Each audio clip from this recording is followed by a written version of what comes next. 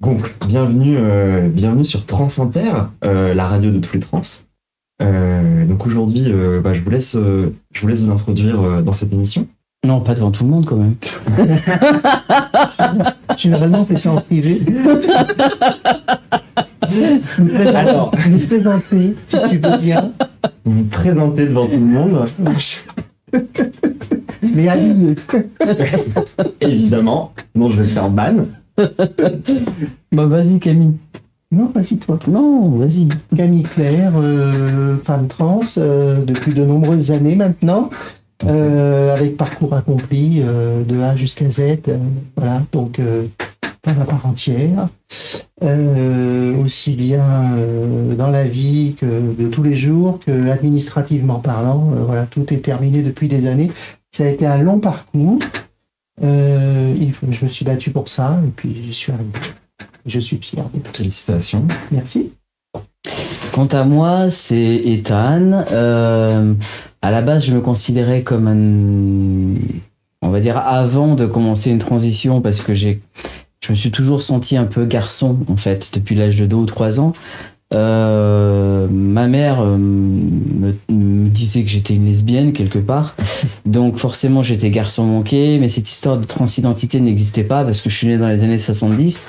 Et quand j'ai commencé en fait à rencontrer des personnes, au départ il y avait des transsexuels, il y avait des travestis, mais la transidentité n'était pas encore complètement établie, mais elle commençait petit à petit à venir.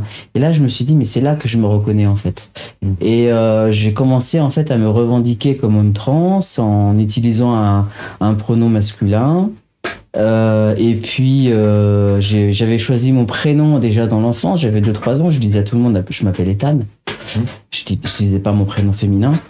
Dès l'enfance? Dès l'enfance. Et ben. Ouais, je me suis demandé à ma mère de me couper les cheveux courts, je voulais faire que des sports de genré masculin à l'époque, hein, pour me revendiquer en fait, pour me montrer quoi. Et puis parce que ça faisait partie de mon métabolisme et de ma façon d'être. Et je connaissais pas les stéréotypes, hein, j'avais 3 ans, donc c'était ancré en moi en fait. Et puis la non-binarité finalement, parce que je ne reconnais pas vraiment finalement avec la réflexion, avec mon militantisme au sein de différentes actions dans lesquelles j'exerce. Finalement, je me rends compte que je suis plus dans une forme de non-binarité. Voire même gender fluide quelque part. Okay. Parce qu'en fait j'ai envie d'enlever l'étiquette finalement. Le genre pour moi c'est quelque chose qui n'a pas vraiment de sens quoi. J'ai l'impression que c'est beaucoup ça chez les personnes non-binaires. On va peut-être faire un point rapide sur qu'est-ce qu'est la non-binarité. Est-ce que tu veux que je l'explique ou est-ce que tu l'expliques? Bah tu peux commencer à l'expliquer et puis si j'apporte quelque chose. Pour essayer de simplifier au maximum pour les gens qui nous regardent, la non-binarité, c'est le moment où on décide de n'être ni un homme ni une femme. Et ça peut prendre, comme moi, je décide d'être une femme. En fait, on peut aussi choisir de n'être ni l'un ni l'autre. Et ça peut prendre différentes formes. C'est-à-dire qu'il y a un éventail de possibilités dans la non-binarité qui est assez vertigineux. C'est-à-dire qu'on peut très bien se considérer comme étant parfaitement agenre, c'est-à-dire ni homme ni femme, ou comme étant donc gender fluide. Ça voudrait dire donc passer d'un genre à l'autre en fonction pas seulement du temps mais aussi des contextes, des situations. On peut aussi considérer que la fluidité ça peut très bien par exemple être parfois dans la même journée. Certaines personnes ça va être sur des échelles de temps plus longues. Et puis ensuite il y a aussi tous les gens qui refusent catégoriquement toute forme d'étiquette et qui du coup ne se considèrent même pas ni un genre ni gender fluide, se considèrent juste globalement non binaire. Je pense que c'est la définition que j'en ai en tout cas. Alors je compléterai dans le sens où je me considère comme non-binaire, mais sociétalement masculin. Mais d'accord, donc tu serais socialisé, c'est pas le bon terme, mais... Disons que l'apparence et l'administratif, puisqu'il faut faire un choix en France, ouais. Et c'est ce choix qui m'embête en fait, parce qu'on m'impose un choix, si je dois en choisir un, ça sera un masculin. Voilà. Mais si je devais en choisir un et que c'était permis, ce serait plutôt un genre neutre, en fait. Oui, d'accord, je vois ce que tu veux dire. Voilà, c'est plutôt un genre par défaut, en fait. Non, moi, j'ai plus, je pense, parfaitement la féminité. Moi, c'est pareil. J'assume et mon genre, c'est féminin. Ouais, moi, je me retrouve très très bien là-dedans, en fait, au final. J'ai eu une transition non-binaire aussi. au tout début de ma réflexion sur le genre, en fait, où ça avait un côté un peu pratique, parce que, genre, quand on commence par la non-binarité, c'est vachement moins lourd à porter d'un point de vue de la société, d'un point de vue des gens. Les gens continuent à vous genrer par votre ancien genre, et du coup, c'est un peu plus OK, et ça m'a servi à ouvrir la porte des questionnements vers la transidentité. C'est particulièrement dur à porter quand les gens vous ont connu avant et vous connaissent après. Ah bah, la question des parents, notamment. Hein. Voilà. Ou des enfants et des maris et des femmes. Ou que ça soit dans le travail, des conjoints. ou les enfants, s'il y en a eu, etc., etc. Donc les gens qui vous connaissent avant et qui vous connaissent après, quand vous changez de genre, c'est très très dur à porter. Et c'est très dur à faire changer les choses.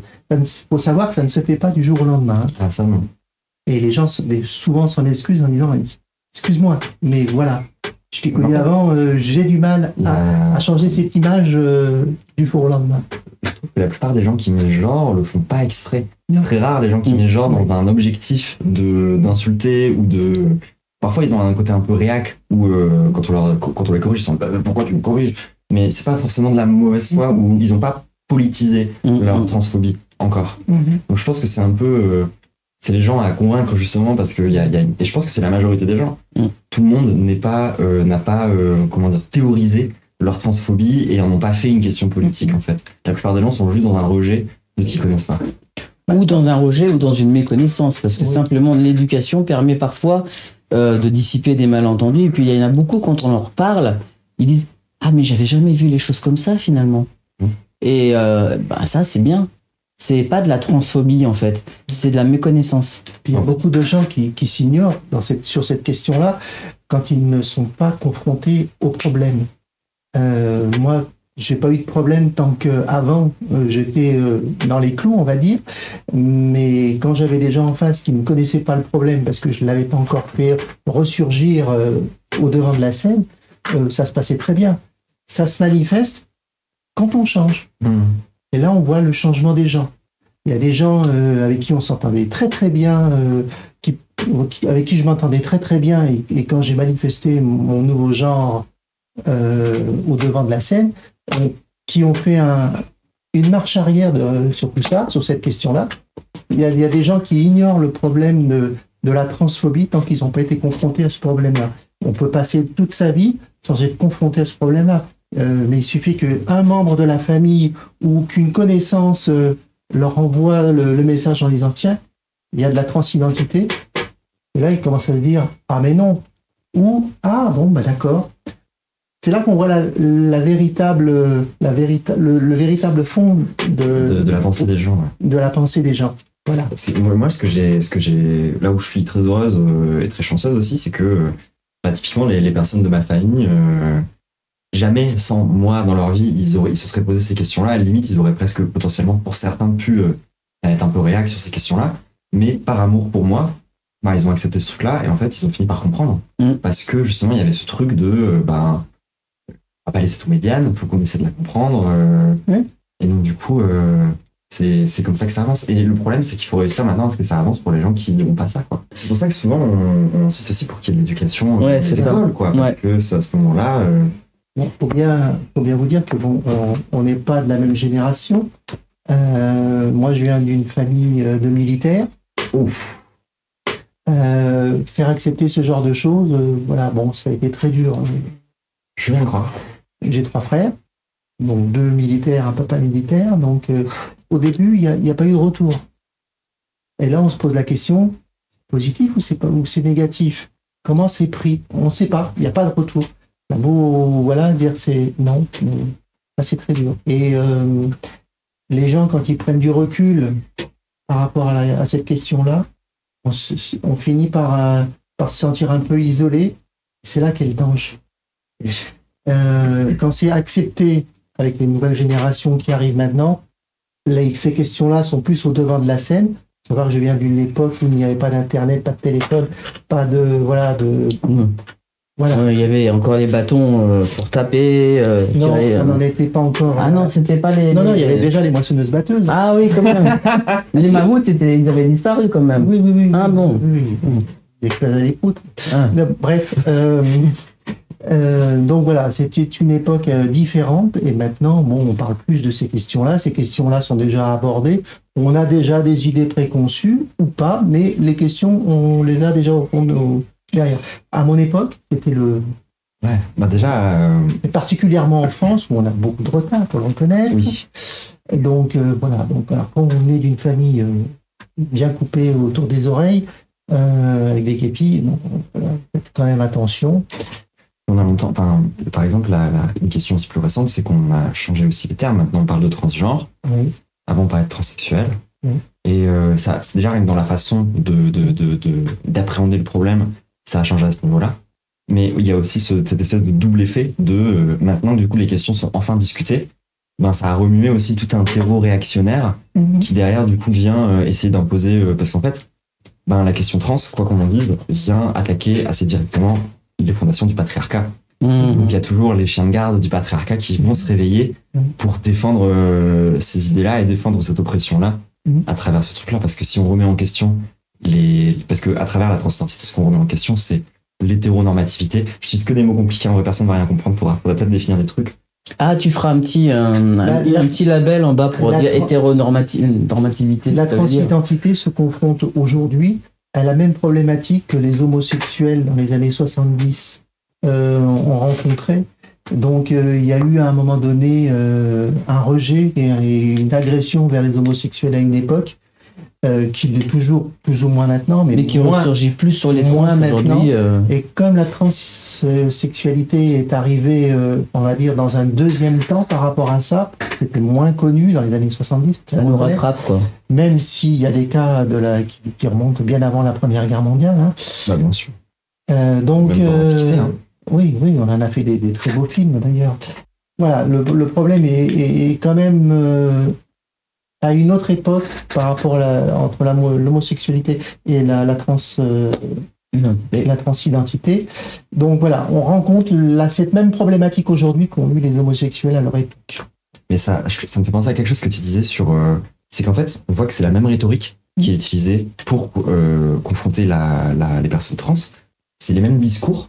Et d'ailleurs, avec la loi qui est passée, qui est passée au Sénat récemment et le livre, concrètement, ce qu'ils essayent de réactiver, l'extrême droite, c'est les réseaux de la Manif pour tous, qui étaient des réseaux homophobes à la base.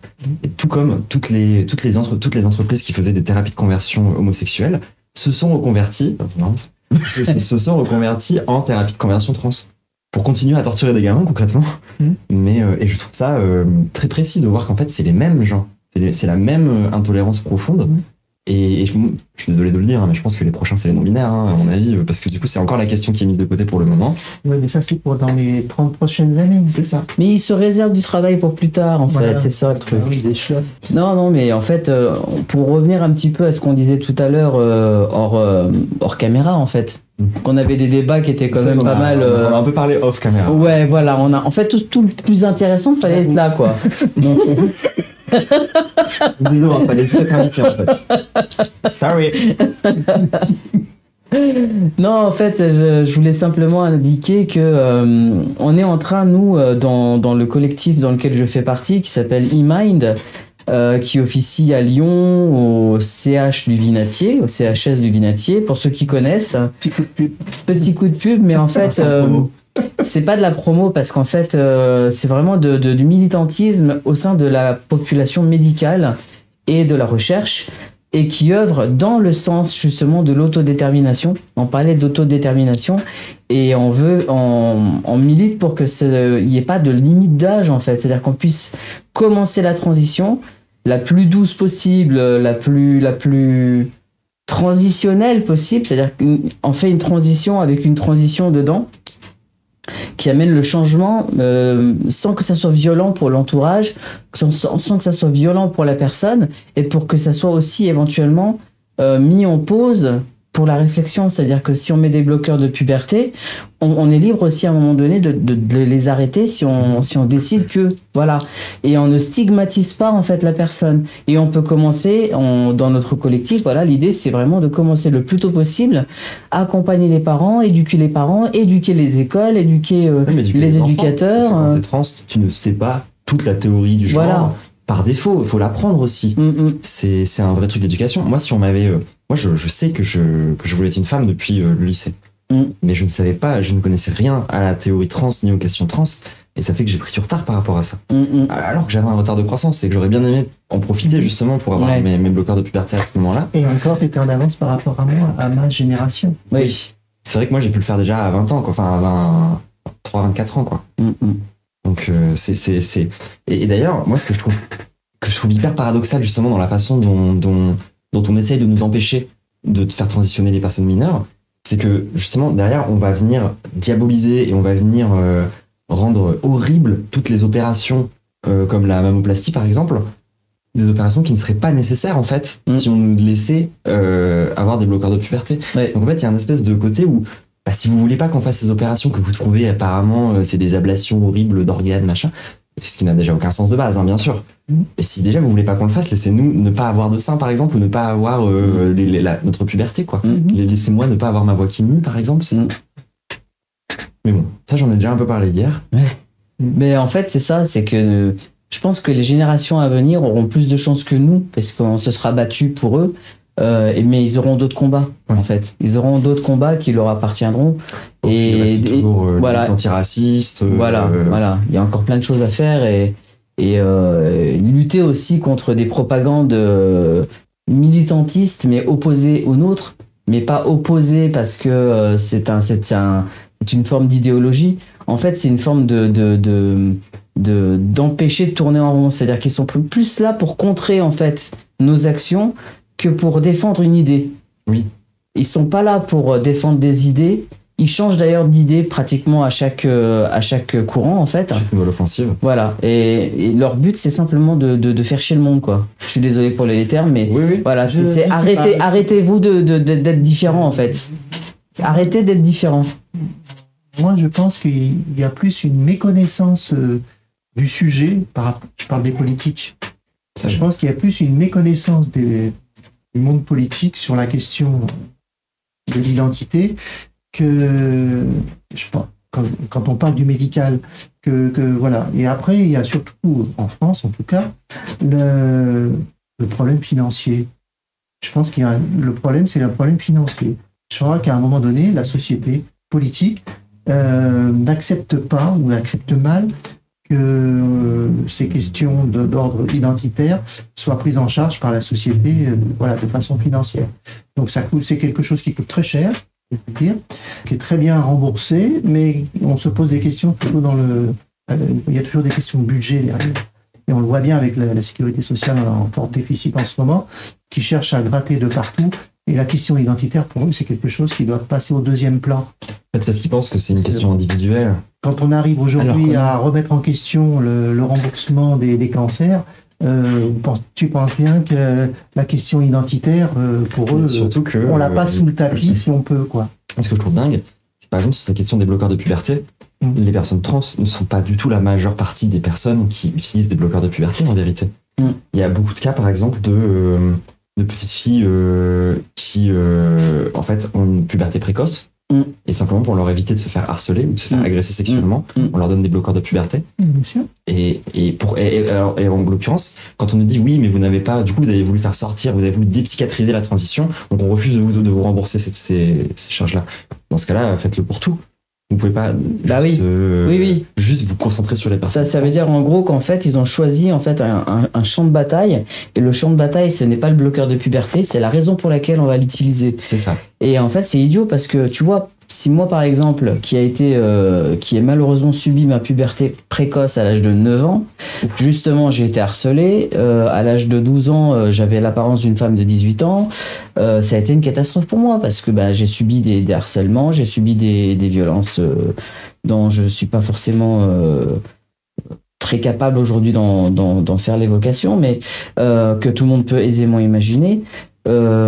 Si j'avais pu bénéficier de ces bloqueurs de puberté, j'aurais pu éventuellement différer ma souffrance. Et à l'époque, on parlait pas de transidentité, mais on parlait pas non plus de bloqueurs de puberté. Non. Pour ces situations-là non plus. À l'inverse, ma mère, on lui avait donné des hormones à l'époque parce qu'elle en manquait. Donc c'était plus facile de donner quelque chose à quelqu'un qui en manque que d'enlever quelque chose à quelqu'un qui va trop vite ou qui veut pas les avoir, quoi. Le nombre de petits garçons qui ont un retard de croissance, et aussi pour des raisons de ne pas se faire harceler, on leur donne de la testostérone de façon précoce pour pouvoir justement les masculiniser. Alors que parfois, en fait, ils n'en savent rien s'ils veulent être des hommes à ce moment-là. Mais comme on leur dit, écoute, t'as un retard de croissance, tu n'es donc pas normal, donc on va te mettre dans la norme, et on en revient encore une fois à ce truc de le patriarcat cherche à nous enfermer dans l'hétéronormativité, à savoir des hommes qui sont bien des hommes, des femmes qui sont bien des femmes, rien entre deux, et surtout quand tu es né avec un tel type de biologie, tu vas être normalisé. Et on peut aussi en revenir sur les questions intersexes, donc les personnes qui naissent entre deux, quoi. Voilà, celles qui n'ont pas de caractéristiques biologiques claires. Et en fait, on va... genre, ça n'a aucun... Il n'y a aucune raison de santé pour laquelle on leur fait des chirurgies à ces enfants-là. C'est purement de la chirurgie esthétique et c'est purement pour tenter de les faire rentrer dans une norme, quoi. Et en plus, une norme qu'ils n'ont pas choisie. Ils sont trop jeunes pour choisir. Qu'est-ce qui empêche d'être un être neutre, avec un prénom épicène, en attendant de pouvoir choisir pour ces personnes-là plus tard, quand ils ont la possibilité d'entrer dans l'autodétermination. Pourquoi c'est aux parents de choisir si c'est un garçon ou une fille? Parce que, alors, des fois, il y a un caractère qui s'exprime plus que l'autre et qui permettra éventuellement d'éviter le fait de devenir stérile, par exemple. Bien qu'on sait que la plupart sont stériles de fait, quoi, puisqu'il n'y a aucun caractère qui va s'exprimer vraiment. Mais c'est pas une raison. C'est pas une raison valable pour moi. La vraie raison, c'est le vrai combat, ça serait de pouvoir donner le choix. On pourrait choisir. En fait, ça ne devrait même pas être que pour les personnes intersexes, ça devrait être pour tous les enfants. On devrait simplement les laisser choisir. Je les laisse. Moi, ou les laisser ne pas choisir. C'est-à-dire que s'ils n'ont pas de choix à avoir, que ça veut dire qu'il n'y a pas de choix qui s'impose, en fait. C'est exactement ça. Quand j'étais petite, je me souviens que les jouets que j'avais, c'était généralement soit des jouets neutres, on va dire, des Lego par exemple, des trucs du genre. Ça, c'était directement des jouets de filles. Enfin, moi, je collectionnais des petites figurines de licorne, des petits trucs de machin comme ça. J'avais beaucoup de peluches, par exemple. C'était vraiment grave mon truc. Et jamais ça m'intéressait les Action Man, les machins et tout comme ça. Et ça n'a jamais posé de problème à mes parents, ce qui est quand même quelque chose de vraiment cool. On m'a jamais non plus forcé à faire du foot ou des trucs du genre. Et heureusement, j'aurais été tellement mal à l'aise dans ces conditions-là. Alors que moi, c'était le contraire. Je jouais avec beaucoup les jouets de mon frère cadet de 3 ans. Donc, les petites voitures, les Lego. Par contre, mes cousines, je recevais de leur part... j'héritais en fait de leurs vêtements, j'héritais des horreurs. J'héritais aussi des choses qui étaient plus métables. Bref, peut-être que mon arrière-grand-mère aurait pu les mettre. Et j'héritais surtout de leurs poupées. Leurs poupées Barbie, leurs poupées machin, leurs poupées bidule. Mon plaisir, c'était de leur faire changer de tête. Les intervertir ou intervertir les jambes. J'avais déjà dans cette idée que je voulais travailler dans la médecine, en fait. C'était vraiment quelque chose qui est à point en même temps que la transidentité, quelque part. Et je me demande s'il n'y a pas un petit lien quelque part. Mais c'était horrible. J'avais pas de jouets, quoi. Ouais. Mon frère, il avait un vélo. J'empruntais je pouvais courir. C'est exactement ça. Personnellement, sur cette question-là, moi, je me suis battu très tôt. Parce que, comme je l'ai dit au début, j'ai 3 frères. Je suis la seconde. Mon frère aîné a 1 an d'écart avec moi. Et c'était une époque où on passait bien, effectivement, les habits de l'un à l'autre. C'est comme les affaires scolaires. Donc, moi, je me suis battu assez tôt sur cette question-là. Je voulais pas avoir le vélo de mon frère avec la barre. J'ai eu le vélo, le mini-vélo, déjà, qui à l'époque existait. Et puis mon frère a eu les fameuses Adidas à 3 bandes blanches et noires à l'époque. Moi, je voulais des chaussures pour aller faire le sport, 2 couleurs déjà. Donc j'ai eu mes chaussures en daim déjà. Donc j'avais déjà des idées sans appréhender encore ce qui m'arrivait, parce que c'était vraiment très très jeune cette époque-là. C'était déjà dans le primaire, l'école primaire. Donc j'avais déjà des idées bien définies sur des questions qui me taraudaient sans exprimer encore cette problématique identitaire. Parce que quand on a 6-7 ans, on ne comprend pas ce qui se passe, on le vit déjà à l'intérieur, ça boue, et ça émerge un peu plus tard. Parce que moi, ça a pris un temps infini pour arriver jusqu'à aujourd'hui. Ah oui, entre le mammouth et aujourd'hui. Mais voilà, il y avait déjà, voilà. Donc moi j'avais un refus, je rejetais de ce qui venait de mes frères déjà, d'une part, parce que ça ne me correspondait pas d'une part, et puis je voulais pas remettre les choses masculines, il faut le reconnaître, voilà. Est-ce que ça vous va qu'on profite un peu de cette ouverture du coup sur l'enfance pour qu'on revienne un peu sur vos parcours mutuels? Ouais. Comment est-ce que vous voulez qu'on s'organise? Est-ce que vous voulez faire l'un? Ça risque d'être long pour moi. Ça risque d'être long. Je vous propose de commencer par Ethan, et puis ensuite on reviendra sur ton je peux parcours. faire court aussi. Non, mais t'inquiète pas, on est là pour prendre notre temps aussi. D'accord, ok. Vas-y, Ethan. Comme je disais, la transidentité, elle existait hein, dans ma tête très jeune, mais bon, ça n'existait pas. Je sentais que j'étais différent. En plus, j'ai d'autres différences hein, qui ont aussi orienté ma vie. Hein. Je suis TSA, je suis TDAH, je suis d'autres trucs, voilà, peu importe. TSA, trouble du spectre autistique. Ouais. TDAH, trouble trouble de l'attention avec hyperactivité. Avec hyperactivité, c'est ça. Voilà. C'est dur au quotidien. Tout ça, ça a participé à ma différenciation dans l'enfance déjà. Je ne côtoyais pas les autres, je ne côtoyais pas les filles, parce que je ne trouvais pas du tout d'intérêt de jouer à la marelle ou sauter à la corde, hein, ou je ne sais quoi, comparer les poupées, ou je ne sais quelle émission à la télé, voilà. Et puis avec les garçons, c'était pareil, c'est-à-dire que me prendre un ballon dans la gueule parce que le mec il a tiré un peu trop fort et que le seul poste dans lequel j'étais bon c'était gardien de but, m'exploser les lunettes à chaque récréation, c'était pas mon trip. Ce qui fait qu'en fait, je me suis plus orienté vers les intellos. On était deux. C'est très bien pour jouer aux échecs. Déjà. Et donc, je suis rentré dans le club d'échecs. Club d'échecs, club de lecture, club de solitude aussi dans un coin. Donc ça se fait tout seul. Mais alors... Club de solitude? Oui, le club de solitude, oui. C'est comme la forteresse de solitude de Superman. Et c'est là, tu vois, que je me dis que les différences générationnelles sont pas si grandes que ça. Dans le sens où moi, à l'époque, j'ai connu quelque chose d'un peu similaire. Sauf qu'au lieu d'être chez les intellos, j'étais chez les geeks. Mais j'étais chez les geeks. Parce que du coup, mais il n'y en avait les pas. geeks de l'époque, en fait. Mais c'était ça, c'était les geeks. Il y a toujours ce truc de, Ouais. les gens qui sont un peu à part, on va les foutre chez les geeks parce que... Bon, je vais vous laisser. Non, mais nous, le geek, le terme geek n'existait pas, mais c'était les intellos, ou c'était les binoclars, ou c'était ceux que... Les rebus, un peu. Hein? Les rebus. Bah ouais, c'est ceux que personne ne veut. C'est-à-dire, moi, je me souviens, en sport... Ça a toujours été, ça. J'ai toujours été... Moi, je l'ai connu à mon époque, tu l'as connu à ton époque. Et puis, de façon différente, quoi. C'est même pas une question générationnelle. Non, c'est quelque chose de récurrent. Donc, le refus, voilà. Et c'est parce que les enfants sont terribles entre eux et ils n'ont pas leur langue dans leur poche. Donc, dès qu'ils voient une différence, c'est la première chose qu'ils vont pointer, en fait. Je te l'accorde, ils n'ont pas leur langue dans leur poche. Ouais. Particulièrement maintenant, parce que c'est tellement facile de se moquer et puis de le montrer à tout le monde maintenant.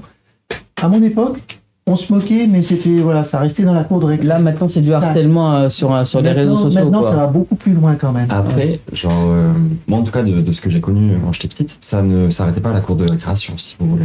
Ah, mais moi, je me suis fait tabasser à l'extérieur. Alors, j'avais pas de réseaux sociaux. C'est-à-dire que, en fait, les gamins, ils finissent toujours par te suivre. Ouais, c'est ça. Jusque chez toi. Ouais. Ou si jamais tu vas dans un parc, quoi que ce soit, et qu'ils te repèrent, t'as intérêt à te planquer ou ce genre de trucs. Ouais, ça va recourir vite, ouais. Non, à mon époque, c'était quand même plus soft. Mais ça, je pense que ça dépend des... C'est plus qu'une question d'époque, ça dépend des endroits où on a grandi, ça dépend de ce genre de choses. Et puis si on a un grand frère ou pas, quoi. Oui. Après ça va, j'ai ma grande sœur qui faisait peur au brut. Ouais. Parce qu'elle-même, elle était beaucoup trop badass. Ouais. Mais bon, j'ai pas assez fait appel à elle pour me protéger, j'aurais plus dû... Oui, il y a des filles qui donnent pas leur... Ouais, qui y vont, quoi. Ma sœur, elle hésitait pas à... Oui. Je sais, un jour, il y a un gamin qui m'a... Faut pas tirer ça qu'aux garçons. Ah non, du tout. Il y a des filles qui sont... Voilà. Ah ben moi, je cassais la gueule dans la cour de récré. Hein. Ah non, moi, j'étais une victime. J'étais une victime, mais après, j'ai commencé à casser la gueule. Moi, c'était une fille, c'était pas un garçon. Oui, mais après, justement, le harcèlement, c'est pas quelque chose de genré. Ça prend juste des formes un peu différentes. Et moi, je me souviens précisément que ma sœur, enfin, un jour, je marchais juste dans la rue, il y a un gamin qui m'a craché un chewing-gum dans les cheveux. Quand elle a pris ma mère et ils sont tous les deux partis en voiture. Ils ont commencé à faire des tours de quartier comme des folles furieuses à la recherche des gamins. Et je pense que quelque part, heureusement qu'ils les ont pas trouvés. Parce que les gamins, ils auraient pris tellement cher derrière. Ma sœur, elle les aurait déglingués. J'aurais fait pareil. J'aurais fait pareil. Non, moi, Et même encore aujourd'hui. Hein. Moi, pleurer. Donc, du coup, dès l'enfance. Dès l'enfance, j'avais déjà cette idée que j'étais pas dans le commun des mortels, en fait. Mais pas forcément ni dans un sens ni dans l'autre, ni dans le bon ni dans le mauvais. Juste que on me faisait bien remarquer que j'étais différent, quoi. Et cette différence, je la ressentais dans mes relations interpersonnelles, mais aussi dans mes crushs. C'est-à-dire qu'à un moment donné, c'était pas les garçons que je regardais, à un moment donné, c'était les filles. Ça, c'est anormal. Dans ma tête, à moi, c'était mais qu'est-ce que tu fais? Bah, tiens, prends une baffe, quoi. Arrête, qu'est-ce que tu fais là? Et jusqu'au jour où je me suis dit, mais en fait, non, qu'est-ce que tu fais? Bah, fais-le, c'est tout. Mais tu le gardes pour toi, quoi. Tu vas pas en faire étalage. Et puis le jour où j'ai regardé un garçon, je me suis dit, mais tu sais ce que tu veux ou pas? T'étais pas normal. Mais t'étais déjà pas normal avant, tu l'es encore moins maintenant. Donc, il y a un moment, faut choisir. Et le problème, c'est le choix. Pourquoi choisir? Et déjà, à l'époque, j'avais cette réflexion de mais c'est idiot de choisir. Je veux dire, le cœur, il va là où il va. On tombe juste amoureux, en fait, au bout d'un moment. Ouais, c'est ça. Et puis, tu peux aussi avoir un crush sans que ça aille plus loin. Tu peux simplement avoir un coup de cœur et puis avoir une super amitié avec quelqu'un sans que ça aille plus loin. C'est platonique, c'est tout ce que tu veux. Mais tout ça, en fait, à l'époque, c'était stigmatisé. T'es une gouine. T'es une... voilà, ou t'es un garçon manqué. Ou une tarlouse, hein, une tarlouse, voilà, ou n'importe quoi, ouais, c'est une tapette, tous les mots qu'on avait à l'époque, hein, et en fait, je sentais déjà qu'au fond de moi, déjà depuis l'âge de 3 ans, j'avais mis un petit peu de côté toute cette histoire de je m'appelle Ethan. Je me faisais passer pour un garçon auprès des filles du quartier jusqu'à ce que ma mère reçoive un coup de fil de la mère de la fille qui était en face en disant votre fille elle se prend pour un garçon, c'est une folle, faut la faire interner, quoi.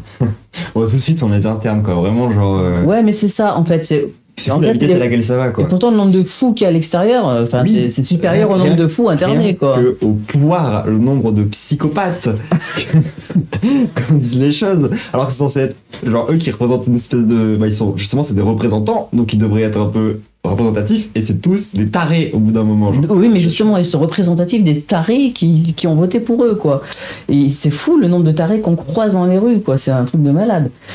C'est un truc de malade. Je trouve que d'ailleurs que pour moi les tarés, c'est rarement ceux qu'on dit. Par exemple, genre moi quand je parle à des personnes sans domicile fixe ou ça, c'est pas eux les fous pour moi. Non, au contraire, c'est eux qui ont choisi la liberté, quoi. C'est vrai, ils ont pas forcément choisi la liberté, souvent ça leur est imposé. Mais du coup, ça fait qu'ils ont une vision des choses où ils sont comme ils sont en décalage avec la société, en fait, parfois ils sont observateurs, ils sont beaucoup plus lucides sur certaines choses que des gens qui justement sont à fond dans leur truc, ils ont leur vie, leur machin, et ils pensent tout savoir d'ailleurs. Et déjà, être capable d'accepter son ignorance, c'est parti. Socrate le disait déjà à l'époque. C'est le tout début de la philosophie. Hein. Voilà, connais-toi toi-même, et puis sache que tu ne sais rien. Voilà. Donc du coup, quand est-ce qu'est venue, à proprement parler, ta transition?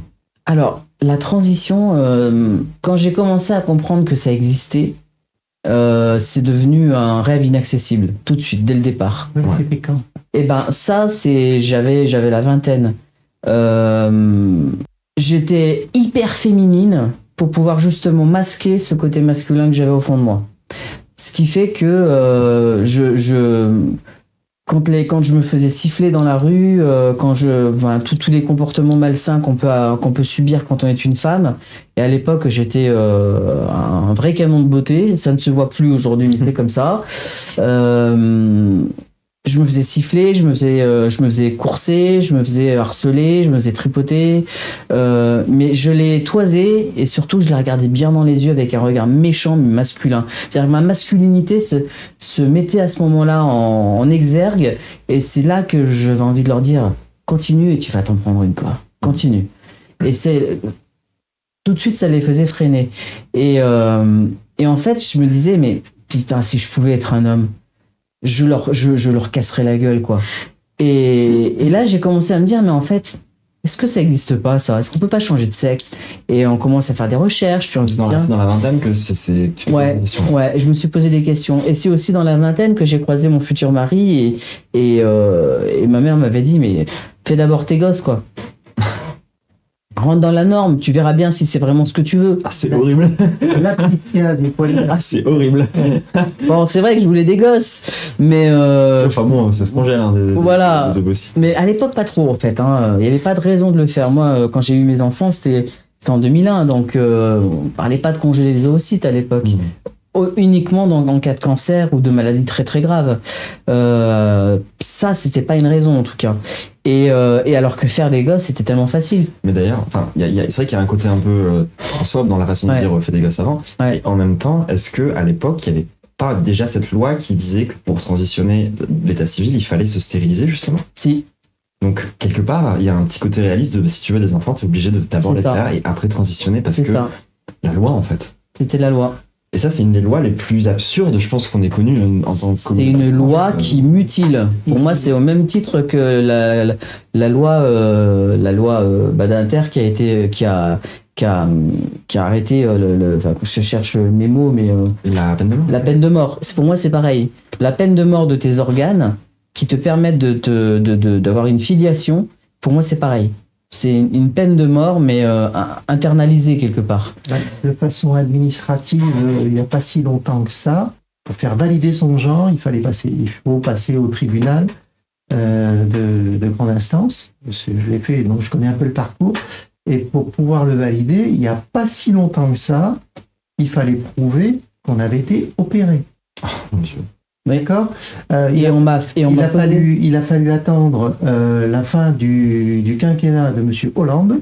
Donc c'est pas si Très de récent. ça. C'est très récent. C'est passé juste à la fin de son mandat pour dire que c'était plus obligatoire.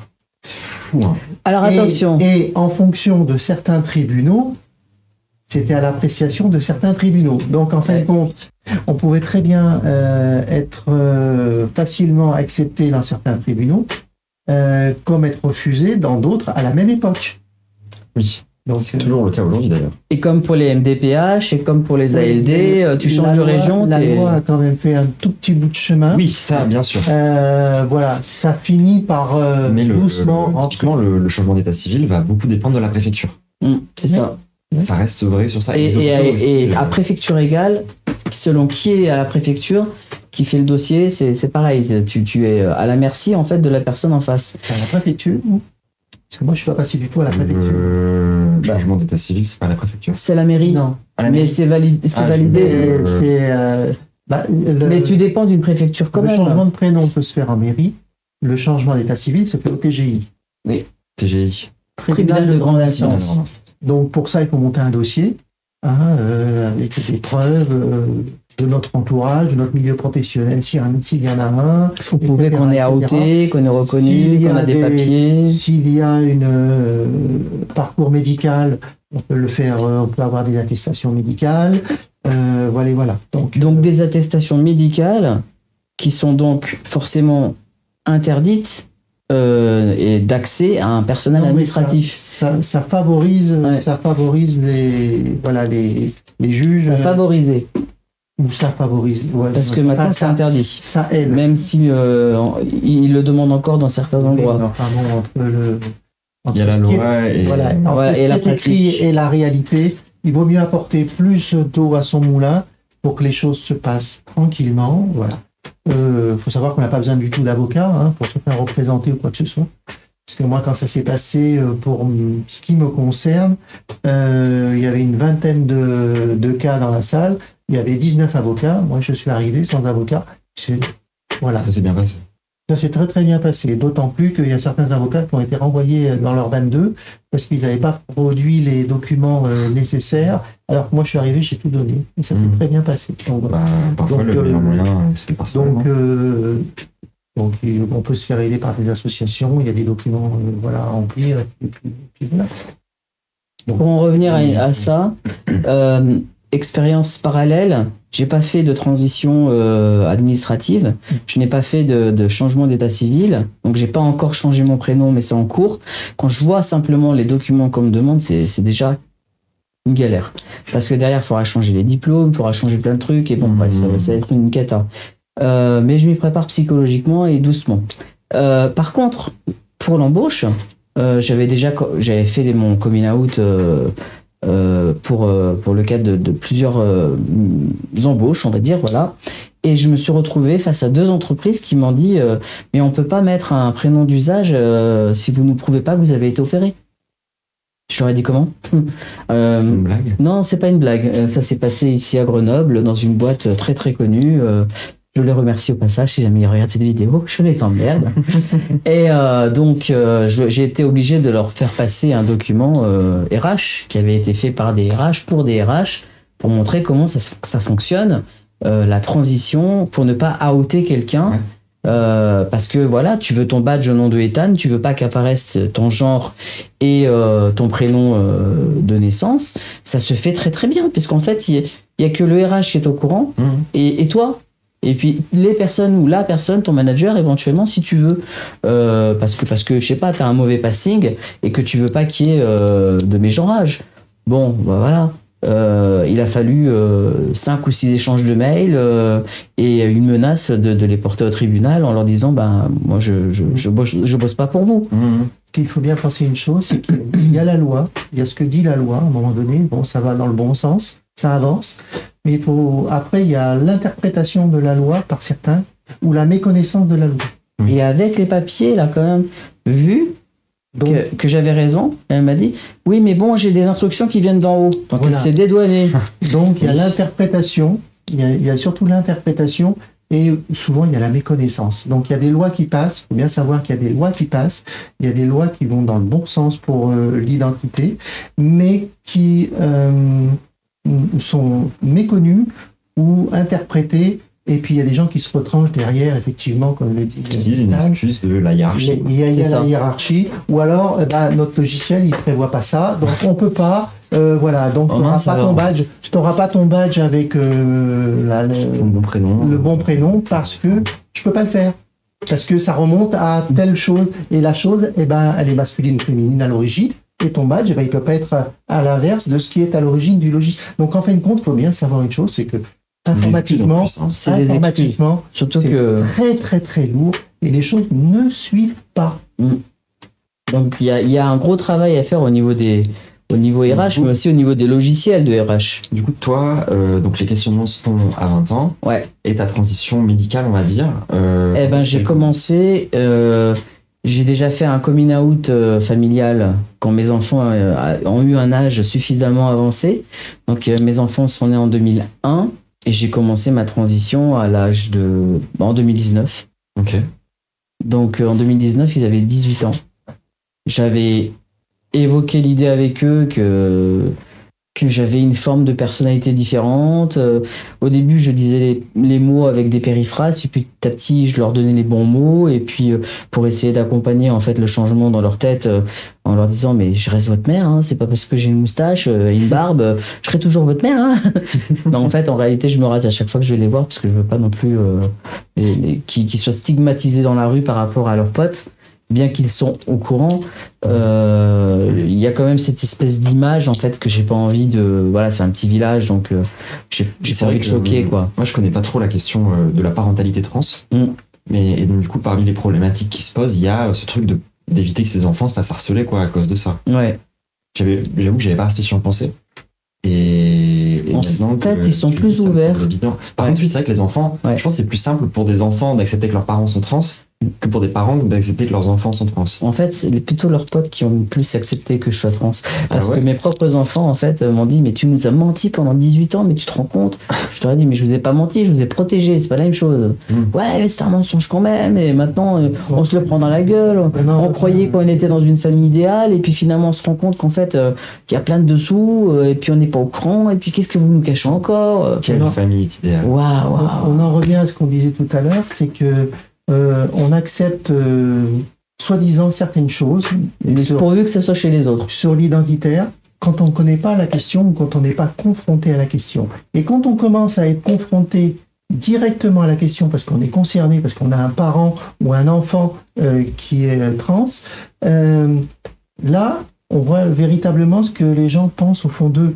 Parce qu'ils se disent « Ah mince !» Et là, ils voient la répercussion par rapport à eux. Donc, il y a une question personnelle, il y a une question de se remettre en question par rapport à son propre entourage, et on devient On devient un peu personnel en se disant ah ouais, mais alors mon père il est comme ci, ma mère elle est comme ça, que vont penser mes copains? Ou alors à l'inverse, c'est les parents qui se posent la question en disant ah mince, mais mon fils il est comme ça et ma fille elle est comme ça, qu'est-ce que vont penser nos amis?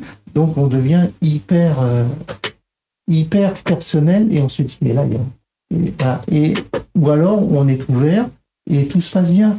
Donc C'est une question de tolérance. Hein. il y a une question de tolérance, mais tant qu'on n'est Au-delà de la tolérance. quand on n'est pas confronté à cette question-là, comme on n'est pas confronté à la mort, on ne sait pas comment on peut réagir. Moi, j'ai élevé mes enfants dans la tolérance de tout. Absolument de tout. Jusqu'au jour, Jusqu'au jour où moi, je leur ai dit pour moi. voilà. Donc, ils étaient dans la tolérance envers tout et tout le monde. Ils étaient les premiers à accueillir absolument la diversité au sens très large. Dès que ça les a concernés. Mais dès qu'ils ont été personnellement concernés, c'est-à-dire que ça les a touchés au niveau familial, ça a été différent. Ça a été comme quoi, en fait, tant qu'on n'est pas personnellement concerné, on ne sait pas comment on va réagir. Exactement comme d'ailleurs la question homosexuelle, hein, parce qu'il y a des parents qui se rendent compte, C'est la après même qu'ils aient eu question. des enfants, C'est le même qu'en fait ils sont, C'est ils sont pareil. gays ou bi. C'est pareil. Mhm. Gay, bi, trans, Et leurs ce que enfants tu qui veux. sont hyper tolérants, même wokistes si vous voulez, qui ont un problème avec ça parce que ils ont l'impression qu'on leur a menti, ou parce que du coup ça fait qu'il y a eu adultère. Parce que souvent quand on se rend compte qu'on est On qu'on change. a une autre orientation sexuelle, On change quand on est confronté à la question. Mm. Que ce soit cette question-là, que ce soit la question de la mort, qu'est-ce que ça soit là une question de l'invalidité ou Ouais, je ne sais quoi. Donc voilà, quand du jour au lendemain vous avez quelqu'un qui devient invalide, ben, notre regard change. Ou on accepte, ou on n'accepte pas. Ben, moi je vois le problème identitaire de la même façon. On accepte, on n'accepte pas, parce qu'à un moment donné il y a un changement, ça ne concerne pas personne. Qu'est-ce que l'entourage a besoin de donner son avis? On est libre de notre corps, on est libre de notre pensée. Donc voilà. C'est acceptez-nous ou Voilà. vous, voilà, quelque part. Genre, Et moi, ce que j'ai reçu comme réponse, c'était ok, tu fais tes choix, mais tu ne nous mêles pas à tes histoires. Donc, c'est ta vie. ouais, mais tu nous mêles pas, ça veut dire en gros, on coupe les ponts. Ouais. Oh, waouh. Ouais. C'est super violent. Ça a été violent. Ça a été des années de dépression, ça a été des TS, ça a été des chutes vertigineuses Ah oui, c'est horrible d'avoir ces dans des pauvres addictions. Ça a été vraiment une descente aux enfers, quoi. enfants. Surtout que la question de l'addiction, quand on est TDAH, elle prend une dimension quand même prenante, quoi. Quand on a ce trouble-là, les questions d'addiction, ça peut aller très vite, très loin, très fort, Ouais. et très compliqué de s'en débarrasser. Ouais. Donc, ah non, ça a dû être. Ça a été très, très, très dur. Ça a dû être très. Ça a été. Camille peut en témoigner, hein, sans rentrer dans les détails. Je ne voulais qu'une chose, c'était mourir, en fait. Je ne voulais que ça. Et pourtant, j'avais commencé ma transition. Je pensais vivre la vie que je voulais avoir, la vie idéale. Mais en fait, j'avais cassé absolument tout. Ce sur quoi mon socle. C'est toi qui les as cassés. Non, mais j'avais le sentiment d'avoir cassé tout ce sur quoi j'avais misé, en fait, pour être mon pilier dans la vie. C'est-à-dire mes enfants, ma famille, puisque je n'ai que, finalement. Bien que tu aies travaillé la question en amont. Et j'ai tout travaillé en amont. Hein. Préparer le terrain. Et Quand aujourd'hui, ça allait très bien tant que ça s'était pas enclenché, dès que ça s'est enclenché, ça a été une catastrophe. On me répondait plus au téléphone, on m'a grillé sur les réseaux sociaux, on m'a. J'ai compris. Ouais. Et aujourd'hui, c'est toujours le cas. Disons qu'il faut que ils ont été conseillés par une psychologue qui leur a dit il faut faire la thérapie de groupe familiale. Ils refusent pour l'instant, donc c'est comme ça. On arrive à avoir une communication, c'est-à-dire que quand ils sont en demande d'aide ou de conseils, ils viennent me voir, mais à distance, c'est-à-dire par Messenger, par WhatsApp.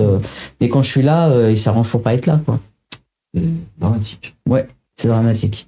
Et mon fils fait le tour du monde, il voyage, il est à la recherche de sa propre spiritualité pour une fuite en avant. Non, pas forcément, parce qu'il a eu un grave accident qui lui a failli lui coûter la vie alors qu'il était au collège. Donc il y a ça aussi qui le fait souffrir. Mais moi, je suis arrivé derrière par-dessus ça. Pour lui, il a l'impression en fait qu'il vit la pire de ses vies, quoi. Mais il n'a pas le sentiment que moi, je vis la même chose, voire pire. Et quand je leur dis, mais vous vous rendez pas compte? Ils me disent, écoute, ça prendra le temps que ça prendra. Je leur ai dit, pensez bien une chose, c'est que je suis en situation de handicap, malade et pas éternel. Donc si vous tardez à venir, un jour ça sera trop tard. Et puis, pensez que vous êtes seul, parce qu'une fois que papa et moi, on sera partis, il n'y aura plus que vous. Oui. Vous êtes des jumeaux et vous êtes tout seul. C'est fou de se dire que la situation, parce que souvent c'est les parents qui rejettent leurs enfants pour des raisons X ou Y, mais c'est une des premières fois que j'entends quelque chose de cet ordre-là. Bah, ça va être la deuxième fois tout à l'heure. Bah, du coup, je pense qu'on peut aborder Oui. ton parcours.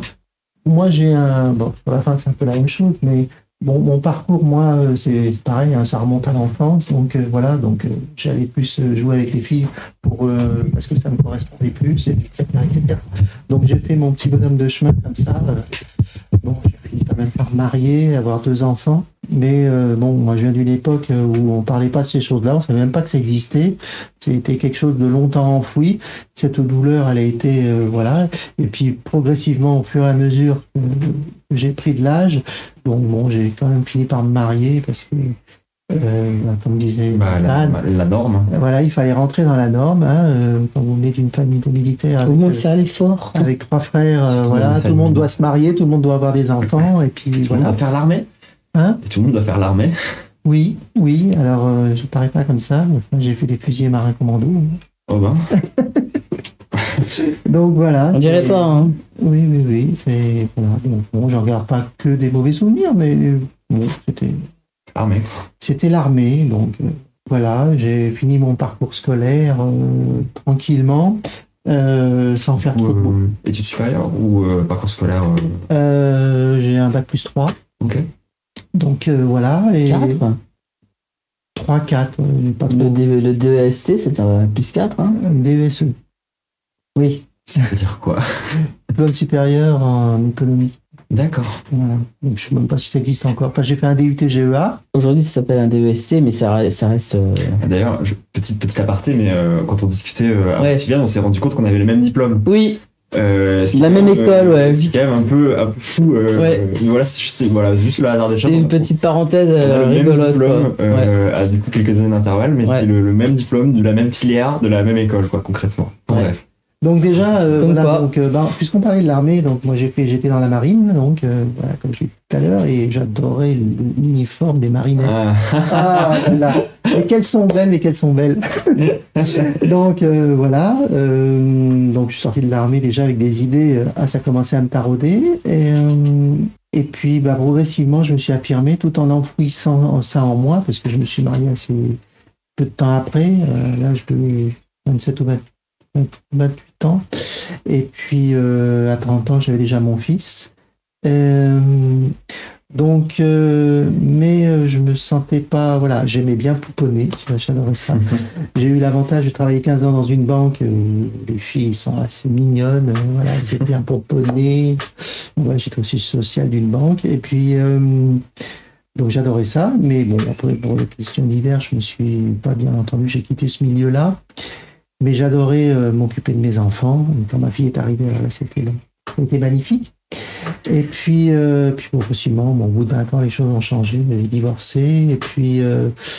Et puis donc voilà, c'est une question qui était tout le temps enfouie en moi. Déjà, moi, il y avait déjà pendant longtemps, je me travestissais voilà, mais tout ça était enfoui et caché. Bah oui, je parle des années. Non, pas c'était caché, en femme. Il y a un niveau d'humour. C'est comme le NCIS Dinozo, tu connais. Donc voilà, donc c'était quelque chose qui était enfoui, caché, pas avoué, mais bon, mais je sentais que. Puis alors quand j'ai divorcé, je parle de ça des début des années 2000, donc après je me suis lâché, quoi. Voilà. Et là je me suis dit il faut faire quelque chose. Mais alors j'ai 63 ans. Ok. Donc voilà. Et non, mais je veux dire, c'était à quel âge? Du coup, la quarantaine. C'était à quel âge? J'étais 20 ans avant, quoi. Ok, d'accord. Donc voilà. Donc c'était très très très très tardif. Et puis début des années 2000, bon, moi je suis pas comme Ethan dans l'informatique, donc je connaissais pas trop la question, donc ça a mûri doucement. Et puis un jour ou l'autre, j'ai pris le taureau par les cornes. Et puis j'ai été voir une sexologue, tout simplement, sur les environs de Grenoble. Et puis, donc, au bout de 2 séances, elle m'a dit, stop, je vous arrête. Il n'y a aucune ambiguïté pour moi. il faut vraiment que vous soyez orienté sur la question de la transidentité, parce que là, il n'y a aucun doute qui vous concerne. Ok. J'ai dit, moi, je ne connaissais rien. C'est pas directement venu de toi, c'est venu d'un conseil qu'on t'a donné. J'ai été voir d'abord mon généraliste, comme on en a parlé au début, qui m'a dit, qui a ouvert des grands yeux comme ça, donc il y a une dizaine d'années par rapport à maintenant, et qui m'a dit, mais de quoi vous me parlez? Quand j'ai commencé à dire, j'ai dû faire une bêtise, j'ai pas employé le bon mot, non, j'ai bien employé les bons mots, j'ai parlé, voilà, je voudrais faire une transition. Il m'a dit, je comprends pas. Je comprends pas de quoi vous me parlez. C'est quoi? Alors là, on commence à devenir rouge parce qu'on n'a pas encore fait ses coming out à droite, à gauche. Et puis, on dit, mince, de quoi? Voilà. Donc, il m'a dit, écoutez, je crois que le plus simple, c'est que vous alliez voir une sexologue ou un sexologue. Pardon. Et puis, je lui ai dit, ce que je vais faire. Donc voilà, il m'a fait une lettre de recommandation pour savoir de quoi il parlait. Et puis, donc, au bout de 2 séances chez la sexologue, il m'a dit, écoutez, sur Grenoble, il n'y a rien. Cassez pas la C'est tête. toujours plus ou moins vrai. Hein. Les endoctrinos, par exemple, à Grenoble, c'est même pas la peine. Alors, On va y venir tout à on va l'heure. y venir. D'accord, ok. Donc elle m'a envoyé sur Lyon, dans une cellule qui s'appelle le Grétis, le groupe de recherche, je sais plus quoi, de la transidentité, enfin, machin. Donc c'est un groupe de recherche sur la transidentité. Et c'est surtout ce qui permet de créer un parcours coordonné, Voilà. pluridisciplinaire et surtout psychiatrisé. à l'époque. Donc là, je suis rentré dans un parcours effectivement coordonné, où j'ai commencé par voir des psychiatres. Ok. Donc, ça a duré pendant 2 ans avec des psychologues. Voilà, bon, ça se passait très bien. Voilà, bon. Ils ont fait une espèce de matrice. Ils m'ont dit, ok, il n'y a pas de problème. Au bout de 2 ans et demi, j'ai commencé. Ils m'ont dit, bon, écoutez, la matrice, elle est bonne en ce qui vous concerne. On continue, on vous oriente sur un endocrino. Vous allez commencer l'hormonothérapie. Ce qui a encore duré 2 ans. Mais surtout, ne perdez pas trop de temps. Si vous voulez aller plus loin dans la chirurgie, commencez déjà à prévoir, parce qu'il y a un certain nombre d'années de... Voilà. Je me suis dit, pourtant, Lyon, c'est quand même une métropole, donc il y a quand même... Eh ben non. Non. Donc, j'ai été suivi d'abord à l'époque par le professeur Morel-Journel, un chirurgien sur Lyon, donc sur la transidentité, sur le réassignement. Réassignation de sexuelle ou de... Voilà. Qui maintenant est très reconnu, mais bon, on m'a dit il y a au moins 3 ans d'attente. Donc, commencer l'hormonothérapie. De toute façon, il faut 2 ans d'hormonothérapie. Attends, Il faut 2 ans d'hormonothérapie pour commencer une éventuelle chirurgie. Commencez déjà à vous mettre sur une liste d'attente. Comme ça, vous ne perdrez pas trop de temps. C'est ce que j'ai fait. Et puis, les 3 ans se sont transformés en 4. Et puis, les 4 se sont transformés en 5 ans d'attente. Et puis, est arrivé le Covid en 2019. On m'a dit stop. J'ai dit stop. J'ai dit, bon, voilà. Il faut savoir qu'à cette époque-là, il commençait à être connu parce que ça faisait 20 ans qu'il faisait la réassignation sexuelle sur Lyon. Et à l'époque, il n'y connaissait rien du tout. Et quand il a vu le mal-être des personnes transgenres, il s'est dit, il faut que je fasse quelque chose. Donc, il est allé se former au Canada pendant 2 ou 3 ans. Et quand il est revenu, début des années 2000, il n'était pas trop connu. Donc, on se faisait opérer en 4 ou 5 jours. Okay. Aujourd'hui, je ne sais pas où on en est, mais parce que j'ai changé de parcours. Mais mal. Ouais. Oui, c'était ses débuts, donc forcément. Donc voilà, donc tout ça en continuant l'hormonothérapie, l'endocrino, la psychiatrie, la psychologie, enfin bon bref. C'était du temps plein, pratiquement. Ah oui, c'était voilà. Voilà. Et puis il a commencé à avoir des listes d'attente infernales, et puis il s'est dit il faut quand même que je forme un second pour m'aider, voilà. Et en fin de compte, ce second a fini par partir quand il était bien formé, et il est allé sur un hôpital, une clinique privée sur Lyon, où il faisait les mêmes opérations que lui. Et comme il démarrait et qu'il lui fallait un fonds un fonds Il n'a pas de clientèle. un quoi. fonds de commerce. Donc là où ils opéraient à deux sur l'hôpital de Lyon Sud, là où était le professeur Morel Journel, lui il pouvait opérer seul, soit en clinique privée, parce qu'il s'était fait une équipe d'assistance pour les opérations de vaccination. Donc il a passé une convention avec l'hôpital Sud de Morel Journel en disant je peux prendre une certaine partie de vos patientes pour faire les opérations de chirurgie et je pratiquerai les mêmes coûts que l'hôpital public. Voilà, donc comme il a été formé avec la même personne, avec les mêmes techniques, merci. J'ai dit pourquoi pas, donc ça m'a fait gagner 200 d'attente minimum. Donc j'ai été... Sur les 7 ans qui étaient prévus. Voilà. Putain, merde. Donc ça m'a fait gagner pas mal de temps et puis donc voilà, donc tout ça est terminé depuis combien, 4-5 ans maintenant. Donc voilà, donc mon parcours a commencé il y a assez longtemps, sachant qu'entre-temps j'ai fait toutes les démarches administratives pour changer de prénom, puis de genre au tribunal administratif, au tribunal de grande instance. Et puis, alors là, c'était le point et la bannière. Passé, il a fallu que je refasse, je sais pas loin de 10 fois l'aller-retour sur le tribunal parce qu'il manquait toujours un truc. Il y avait des rejets. Alors, les dossiers étaient rejetés, mais il faut savoir que chaque fois, c'était 3-4 mois après qu'on avait déposé notre truc. Donc, ça a duré 2 ans pour avoir quelque chose qui passe au tribunal. Donc, voilà. Quand tu me parlais de parcours, avant l'interview, tu m'as parlé de parcours du combattant. Maintenant, je vois beaucoup mieux de quoi tu parles. Finalement, le côté militaire, il ressurgit. Et j'ai un parcours court. Ouais. Oui, parce que j'étais pour son époque. J'étais très réactive et je réagissais et j'allais porter directement mon dossier directement dans le bureau de la greffière en disant là c'est bon. Ouais. Alors bon, oui, parce il y a tout un tas de documents à rassembler. C'est beaucoup plus embêtant quand vous avez été marié. Parce qu'il faut savoir que ça change le livret de famille. Et même divorcer... Et les enfants. Même divorcer... les actes de naissance des enfants aussi. Même divorcer, il vous faut quand même l'acte de naissance de votre conjointe. Même divorcer? Ouais. Oui. Mais quoi? Oui, parce qu'en fait, ça apparaît sur son livret de famille. À partir du moment où ça apparaît sur le livret de famille, il faut avoir les... Je suis en plein dedans. Il faut avoir les extraits d'acte de naissance concernant. Alors, quand vous êtes né à l'étranger comme moi, je l'angoisse, parce que ça part à Nantes, qui rassemble tous les dossiers des personnes qui sont nées hors métropole. Et donc, là, vous n'êtes pas à côté, forcément. Hein. Nantes, c'est pas tout le monde qui habite Nantes. Et puis, c'est quelque chose d'assez fermé. C'est là où est centralisé tout l'administratif des personnes à l'étranger, nées à l'étranger. Donc, la galère. Et puis après, c'est la mairie du lieu où vous êtes marié.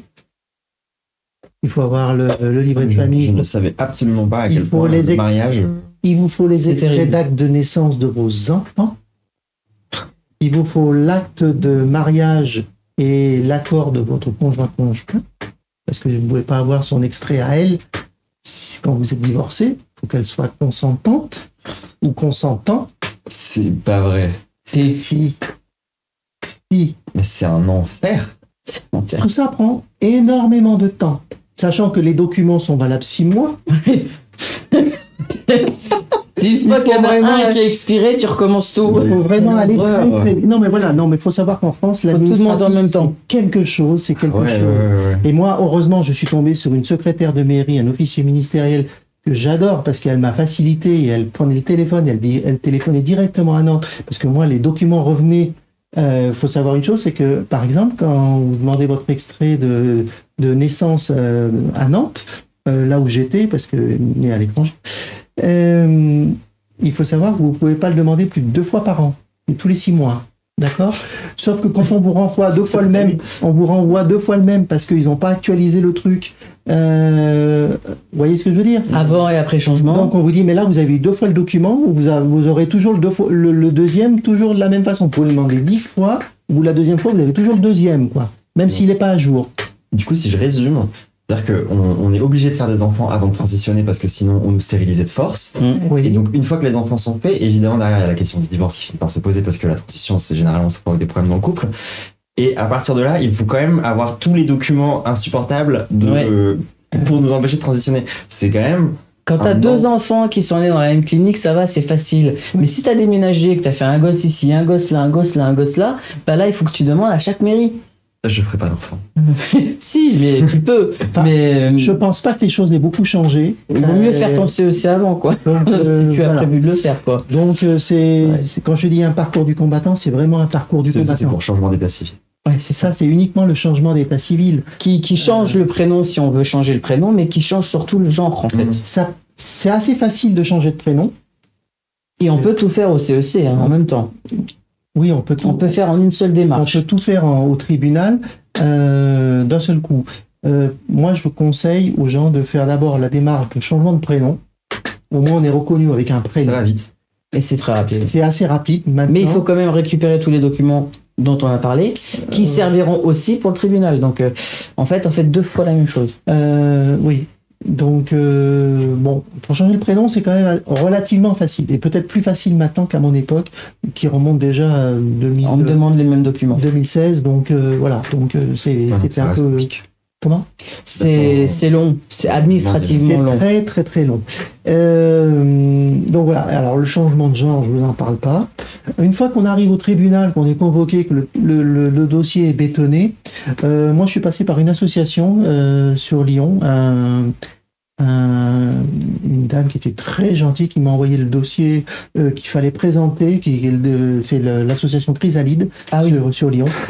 Elle m'a envoyé le dossier, voilà, elle m'a dit voilà, pouf, il n'y a plus qu'à remplir son nom, son prénom, machin, cocher la bonne case, et tout est rempli ça a été rempli par des avocats spécialisés.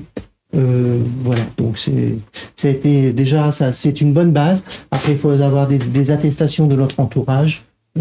Si on est dans les petits papiers de son DRH, etc., ça va bien, ou alors des amis qui disent Ou une fiche de paye qui porte le nom. qu'on vit au quotidien, d'usage, voilà, qu'on est reconnu au quotidien dans son lieu de travail, dans son lieu familial, voilà, des témoignages, des cartes de fidélité qui sont. Ouais, non, mais c'est vrai. Hein.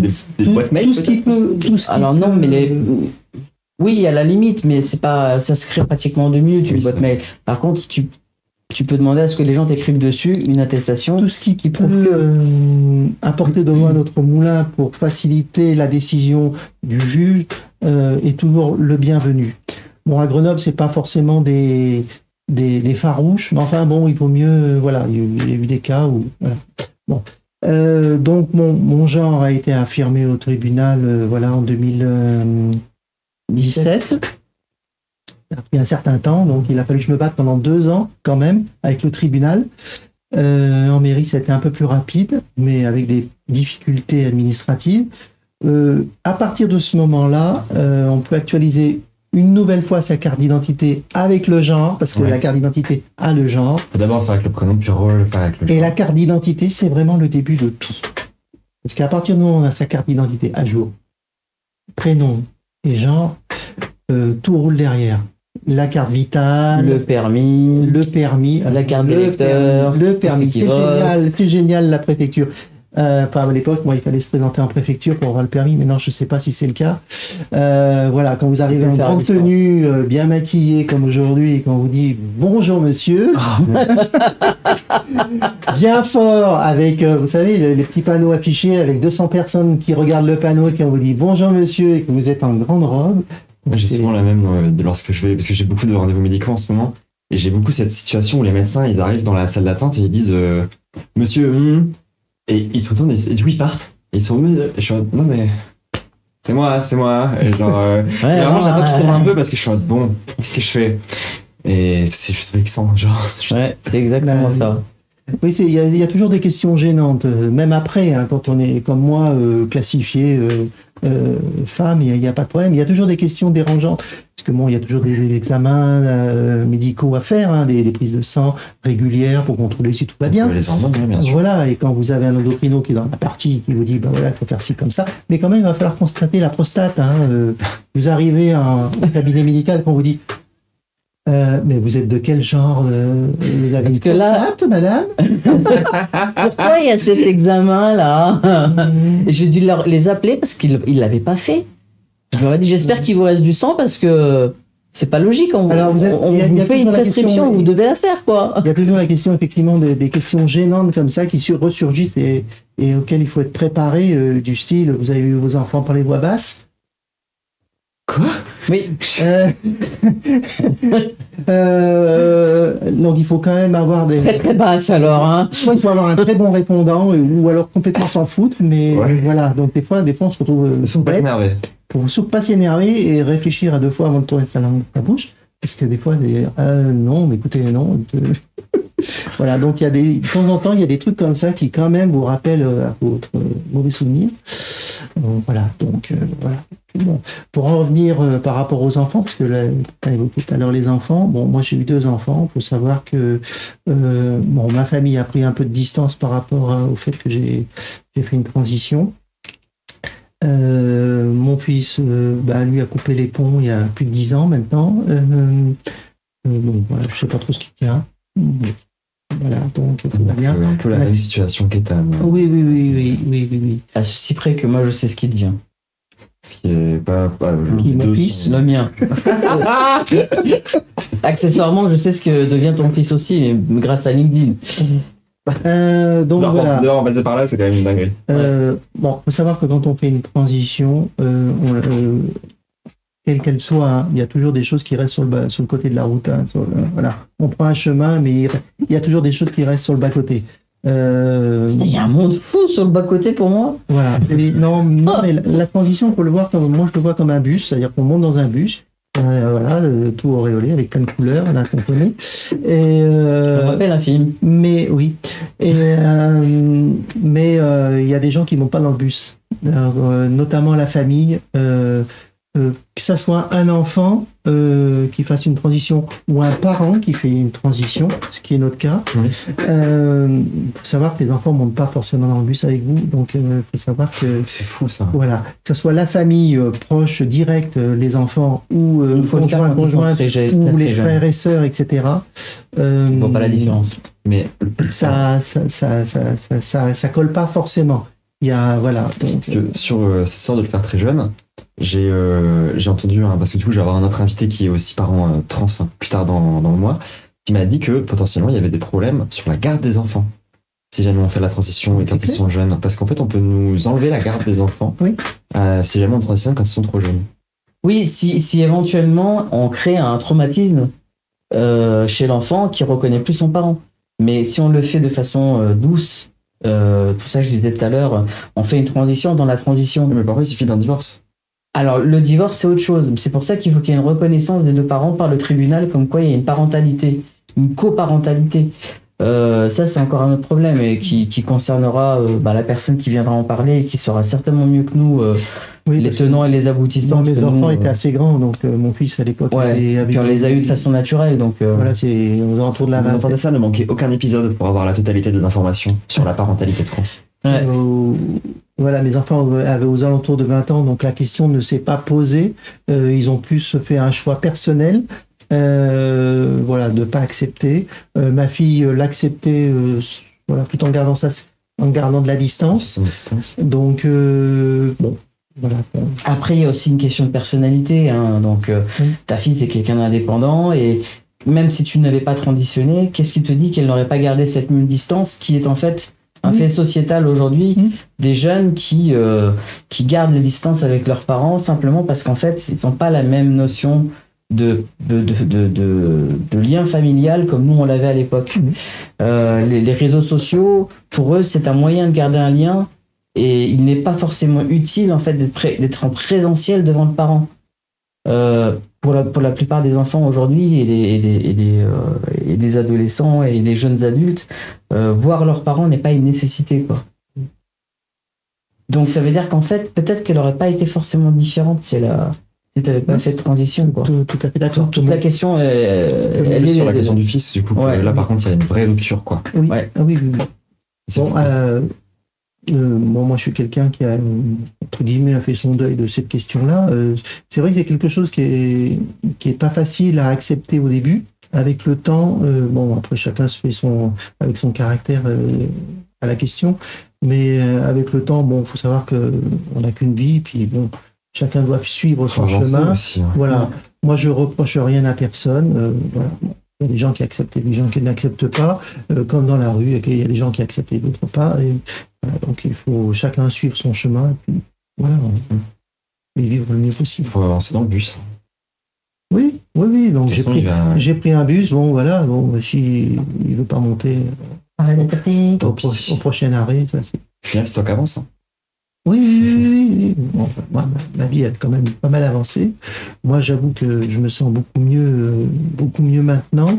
D'ailleurs, même dans mon milieu professionnel, parce que moi, j'ai annoncé les choses en fin de carrière, entre guillemets, quand je sentais que j'étais le moins en danger, parce que j'étais quand même dans une société assez machiste. Voilà, je viens de l'industrie. Hein. J'ai quitté l'économie et l'armée, c'est pas les endroits. J'ai quitté le monde bancaire et puis j'ai été en entreprise après derrière. Pardon. Et, on sent que t'es nerveuse. non. Donc après, je suis rentré dans le monde de l'industrie. Ça a été pas facile pour moi de l'annoncer. Donc j'ai encore gardé ça un certain nombre d'années. Et quand je me suis senti prête à l'annoncer dans le milieu professionnel, parce que j'en avais besoin, parce que j'ai été quand même pas mal accompagné, je m'en veux pas, par la psychiatrie du Grétis, en disant bah écoutez, il nous faut quand même maintenant avancer sur la question, il faut des preuves, donc il faudrait que vous fassiez une démarche de l'annoncer par un coming out professionnel. Donc ni une ni deux, moi il ne faut pas me le dire deux fois, je l'ai fait, voilà, et puis comme on dit, marche au crève, hein, on en revient toujours. J'ai une anecdote un peu sur justement, en fait, j'ai fait une réorientation professionnelle après mon diplôme d'ingénieur. En fait, lorsque je suis arrivé dans mon nouveau milieu, à savoir le jeu vidéo, je me suis tout de suite présenté comme étant une femme. Je me suis dit, c'est le moment ou jamais, je change de milieu, je me réoriente. Et en fait, j'avais commencé tout doucement à faire ma transition sociale auprès de ma famille. Et le malheur que j'ai eu, c'est que le jour où je me suis présenté pour la première fois professionnellement à des gens, donc face à une assemblée, parce que c'était en gros, je présentais un projet devant une quinzaine de personnes, il y avait un collègue de mon père, auprès de qui je n'avais pas encore fait mon coming out. Et c'est comme ça que j'ai été outé auprès de mon père. Et c'est là où je remercie solennellement ma famille, parce qu'il a fini par vraiment l'accepter correctement, même si ça s'est mal fait, quoi. Voilà, ma petite anecdote, c'est il y a un jour, j'ai dit, bon, allez, là c'est le moment, c'est timing ou jamais, et je me suis fait outer, quoi. Genre, comme quoi. Ça, c'est terrible quand même, de prendre ce genre d'initiative. De fou. C'est de quel droit? Je sais pas. Me permettrait pas de le faire, donc je comprends pas qu'on puisse le faire. Je pense qu'il y avait beaucoup de confusion. Je pense pas qu'il l'ait fait volontairement. Il s'est juste dit ah attends, je connais ce nom de famille et du coup il a été en parler à mon père et oui, mais il aurait pu aussi s'en foutre complètement et ne rien dire, quoi. Il aurait juste pu venir me voir. Ouais, aussi. Il aurait pu venir me poser la question, en fait. C'est surtout ça là où j'ai un petit reproche à faire, c'est plutôt sur ce truc de. Alors bref. Pour rebondir à ça. Et pour cadrer les choses, justement pour éviter les bruits de couloir, moi j'ai convoqué carrément le DRH. Okay. Il m'a dit, je comprends pas, d'habitude c'est moi qui convoque les gens. Alors imaginez un DRH qui fait plus de 2 mètres, 2,02 m, je crois, donc une armoire à glace. J'ai dit, bah asseyez-vous. Non, asseyez-vous. Tu t'assois. Par terre. Voilà. Donc déjà, il n'avait pas l'habitude d'être. Voilà, j'ai inversé les rôles et j'ai dit bah voilà, j'ai quelque chose à vous annoncer et je passe d'abord par vous.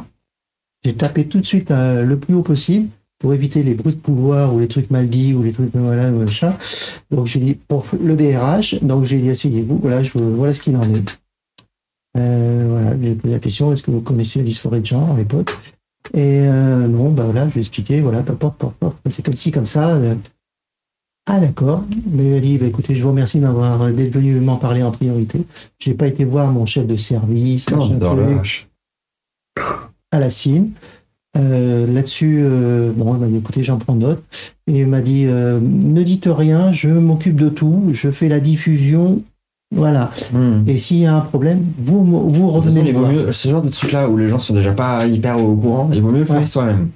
En général. Voilà, donc moi j'ai cadré tout de suite les choses et puis j'ai dit voilà, vous me donnerez le feu vert. Ça va pas traîner. Hein. Bon, au bout d'une semaine, je suis arrivé en robe au boulot et terminé. Bon. Donc j'ai quitté le bureau du DRH, j'ai filé dans le bureau en face qui est le DG et je lui ai dit les choses. Je sors du bureau d'en face, voilà, c'est comme ci, comme ci, comme ça. Ah ok.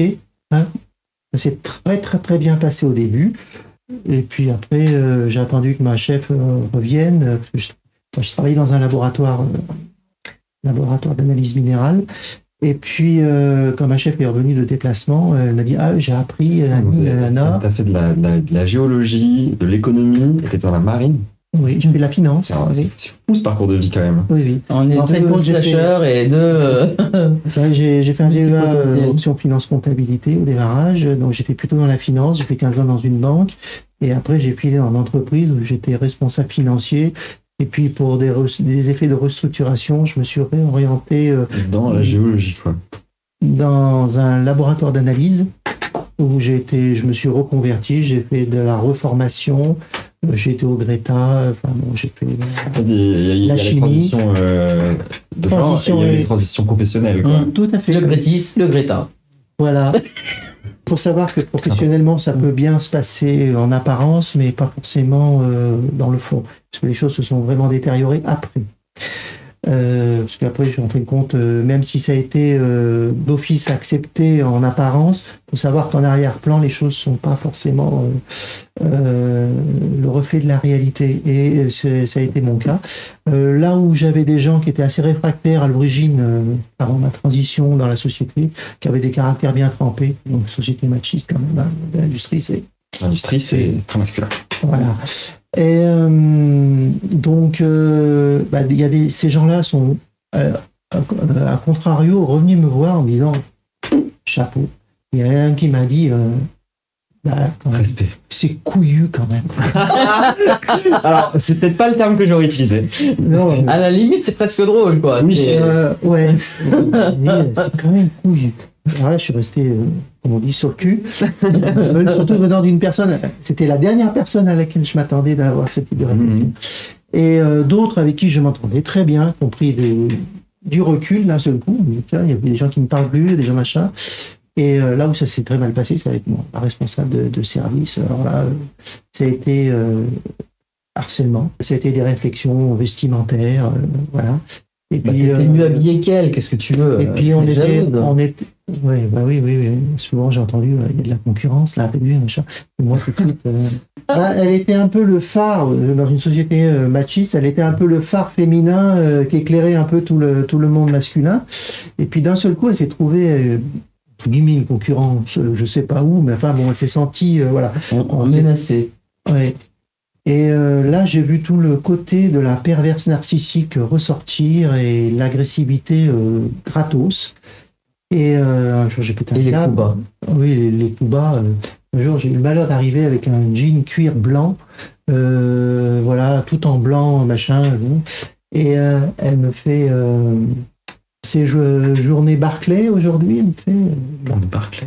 oui, Barclay. Eddie Barclay, Eddie c'était Barclay. un très très grand Tu vas chez Eddie, elle me fait, producteur de musique. qui était De toujours tous les habillé de musiciens la Côte d'Azur, c'est de un la Côte trophée qui était d'Azur, habillé mais en qui est blanc, mort depuis quelques années quand même. toujours en blanc, voilà, donc Ok. les disques Barclay à l'époque, enfin, c'est une autre époque, mais enfin bon, c'est assez connu. Voilà, et c'est quelqu'un qui était toujours en blanc, il me dit, tu vas aux soirées Barclay, on fait, voilà, c'était du style comme ça, ou alors là, tu t'habilles trop court, on voit ta culotte. En fait, C'est pas du tout le cas. vraiment immédiatement des remarques sexistes, en fait. Ah oui, alors qu'elle, Alors qu'elle faisait pas mieux, hein, alors Ouais. qu'elle, moi, je l'ai vu arriver à une époque, voilà, avec le string. le string, hein, il montait sur une table pour régler un À la truc limite, devant moi, où j'étais obligé je suis pas de plutôt femme, hein, les gens s'habillent comme ils veulent. Mais... Oui, mais Le problème, c'est quand derrière, ils te le reprochent. voilà, faut pas. Il y a faut une vraie pas- hypocrisie, quoi. C'est ça. Oui. C'est où tu laisses C'est-à-dire vivre que moi- les gens et tu fais. Voilà. C'est ça, moi, laissez-moi être une salope, Ouais. à condition que derrière, Ce qui je vais n'était pas pas faire chier du les tout, autres salopes. C'est ce ça. qui n'était pas du tout le cas. Donc du jour au lendemain, c'était tu mets une blouse blanche jusque là, tu mets des sabots de laboratoire, tu enlèves tes talons, tu Alors mets qu'elle des était en gants, talons. tu mets des masques, tu mets des machins. Donc il fallait que je me cache, quoi. Donc, Ouais, c'est ça. alors C'est presque que- la burqa, hein. donc j'ai travaillé pendant 22 ans dans le laboratoire, on va dire pendant 17 ans sans problème, où tout le monde s'habillait. J'avais un collègue qui était bien sympa, il était en bras de chemise, voilà. Il mettait que des petits gants quand il manipulait un peu la chose, ça brûle un peu. Mais voilà, c'est tout, quoi. Et moi, du jour au lendemain, il fallait que je quitte mes pompes, il fallait que je quitte ma D'un tenue seul coup, vestimentaire. on te force à t'habiller comme. Juste pour. Ça transforme, en fait. C'est genre pour éviter que tu t'exprimes concrètement. Ouais, oui. tant que Bah, en femme, fait, quoi. c'était presque là où t'es de façon outrancière. Mhm. C'est-à-dire qu'il fallait vraiment qu'elle brille par sa différence Et là, Même quand elle était et ce habillée que j'adorais, en habit professionnel. on quoi. en a un peu parlé au début, les gens qui se trompent au début, quand ils nous ont connus avant et qui nous connaissent après, ils ont du mal à faire le il et le elle, voilà, excuse-moi, bon, il y a des gens qui sont assez... et je comprends. Elle, ça a été tout de suite, sans problème, elle, en face à face. Mais dès qu'il y avait du monde, tu lui donnes ça parce qu'il est devant tout le monde. Et là, je voyais des gens qui me connaissaient pas, d'autres qui me connaissaient. Mais je voyais tous les gens qui me regardaient. Et C'est juste une façon de. c'était juste l'histoire de me remettre à ma place devant tout le monde. Ouais, c'est. Voilà, donc bon, j'ai vécu ça pendant quelques années et heureusement, c'était la fin de ma carrière. Bon, je suis parti en dépression, j'ai quitté, enfin bon, voilà, et puis je leur ai dit ciao, bye. De toute façon, transition et dépression, hein, ça arrive. Donc voilà, donc j'ai été mis au placard, on va dire les 2 dernières années de ma carrière, quoi, 2-3 années qui me restaient. Puis bon, je suis parti à moi, quoi. Et heureusement, donc voilà, donc. Et je pense qu'il y a une vraie thématique à creuser éventuellement lors de tes prochaines Donc faut savoir que interviews. Professionnel, c'est très très dur. Professionnellement parlant, faut savoir qu'on voilà, on est exposé et on en prend plein la gueule, quoi. Ça, c'est indéniable. Indéniable. Ouais, bah moi, je rentre tout doucement, enfin, je rentre tout doucement dans le monde professionnel et je le constaterai, j'imagine, à l'avenir. Ah, peut-être que tu vas moins le constater parce qu'il y a dépend. eu des changements positifs. Ça dépend si on te connaît avant ou après. Tu vas voir tout de suite si on t'accepte ou on t'accepte pas. Donc voilà, donc bon, ben, moi maintenant, bon, j'ai fini ma transition, tranquille, je vis ma vie tranquille. Et voilà. Puis maintenant on avance. Je demande souvent à Ethan parce que j'ai eu un problème de reconnaissance. Et comme c'est quelque chose qui a été longtemps enfoui en moi et qui a explosé à un moment donné, souvent j'avais un problème en disant est-ce que je te parais vraiment féminine? Le passing, la question du passing. La question du passing chez moi a été quelque chose d'important. Et heureusement que j'ai rencontré Ethan, qui lui avait un regard neutre sur la question, qui m'a dit non binaire. Voilà. Non binaire. Et il m'a dit non, il n'y a aucun problème, tu peux y aller. Voilà. Et j'ai vraiment plus aucun problème. Je veux dire, on m'appelle jamais monsieur. Hein, y a pas bah non, de toute façon. Alors que moi, on m'appelle madame. Même mes pharmaciennes. Avec la moustache, avec. Je te jure. Non, mais elle peut témoigner. Je suis au drive, à McDo ou à n'importe quel drive. On m'appelle monsieur. Au téléphone. Je suis au téléphone, on m'appelle monsieur. J'arrive. Je me mets debout, je vais au guichet. Madame, monsieur, très bien, monsieur, vous pouvez continuer. La grosse différence entre la transition d'Ethan et la mienne, c'est que moi, on me voit, on dit madame. Par contre, au téléphone, on peut me dire monsieur. Ça, c'est... Parce que la grosse problématique des femmes trans, c'est la voix. La voix. Donc, bon, j'ai fait un peu l'orthophonie, mais bon. Aujourd'hui, je trouve que ça va quand même. Comment ? Aujourd'hui, je trouve que ça va. Merci. Franchement, mais c'est ma voix par rapport à moi. Que chez une femme qui fait une transition pour devenir homme, l'hormonothérapie ne change pas la voix. Fait changer la voix. Oui, sur les chez les hommes trans. Ouais. Ce qui n'est pas le cas pour les femmes trans. Les femmes trans, elles ont leur voix et il faut qu'elles la travaillent. C'est ce qui me stigmatise le plus d'ailleurs parce que j'ai une chance quand même dans ma vie, bon, qui est un peu liée à des trucs pas cool comme l'anorexie, mais qui fait que j'ai un passing qui s'est fait très rapidement, puisque j'étais déjà un peu beau garçon androgyne à l'époque. Ma transition s'est faite quand même assez naturellement. Ça, c'est atroce. Pourquoi c'est atroce ? Non, mais je dis c'est atroce parce que j'ai l'impression voilà. Il m'a dit j'étais quelqu'un de beau garçon. Voilà, et je me retrouve dans ça parce que ouais, je me retrouve dans ça. Ça, c'est atroce quand tu es vachement bien reconnu en tant que beau gosse, alors que tu veux pas être un beau gosse et qu'il y a toutes les filles qui te courent derrière. Ça, c'est atroce. J'ai connu ça. C'est très particulier comme sentiment. Oui. Et bon, du coup, ça fait qu'aujourd'hui, j'ai un très bon passing. Et je pense que j'ai un peu de charme et tout. Mais à la minute où j'ouvre la voix, Tout le monde est choqué. Mais- Et je suis en mode bon. Mais il y a plein de femmes qui ont des voix graves. Mais en plus, il y a 20 ans qu'on est grave. Comme il y a D'ailleurs, plein d'hommes. Alors moi j'ai D'ailleurs, quelques hommes qui ont des voix j'ai aiguës. une anecdote à ce sujet. Donc moi j'avais déjà fait ma transition professionnelle et je faisais quand même des déplacements, notamment à l'étranger. Et un jour je prends l'avion, j'étais à Lisbonne, je prends l'avion et il y a une dame qui avait oublié ses lunettes. Donc j'étais habillé comme aujourd'hui, enfin j'étais une femme. Et il y a une femme qui avait oublié ses lunettes avant de monter dans l'avion. Et j'avais vu qu'elle avait laissé son truc. Donc je ramène son étui dans l'avion. J'ai dit, madame, vous avez oublié vos lunettes. Et là, d'un seul coup, elle me fait, oh la voix. Et là, j'ai du mal à en vouloir aux gens qui ont des réactions naturelles. À la limite, c'est pas grave. C'était au début de ma transition C'est professionnelle. spontané au moins. Et là, elle me fait oh la voix. Et là, je vois tout le monde qui se retourne. Et là, on se dit j'aurais mieux fait de laisser la paire de lunettes là où elle était. Ouais, dommage. C'était une anecdote. Fallait le Voilà. faire. Donc, Oh, les lunettes! Oh, dommage, j'ai marché dessus. Oh, c'est con! c'était pas à vous. Paf. Les gardes. Non, voilà. Donc, c'est le genre de truc. Voilà, c'était Mais oui, une c'est anecdote. Donc, voilà. Donc, des fois, on passe très bien, mais c'est Ouais, vrai ouais. que les femmes trans, c'est la grosse problématique. Après, il y a C'est la- beaucoup d'orthophonie. Oui. Et il y a une orthophoniste à Grenoble qui. Il y a des gens qui arrivent très bien. Ah, tu parles à faire la transition vocale? Oui, bien sûr. Tout Mais dépend, après, tout dépend à quelle époque on fait la transition. ça dépend aussi de quelle tessiture tu pars Oui. et de quelle musculature tu pars aussi au niveau des cordes vocales, au niveau Tout ça, Il faut une flexibilité en fait vocale. tout ça, ce travail au quotidien, et puis après la voix, elle s'installe quelque part et on finit par rester plus ou moins dans une norme féminine à nous, si tu veux. Et puis, donc, Alors, c'est passionnant, honnêtement. On arrive tout doucement à 2 heures d'interview. quand même. Ah Ouais, oui. ça va vite, hein. Ouais. Ça va vite.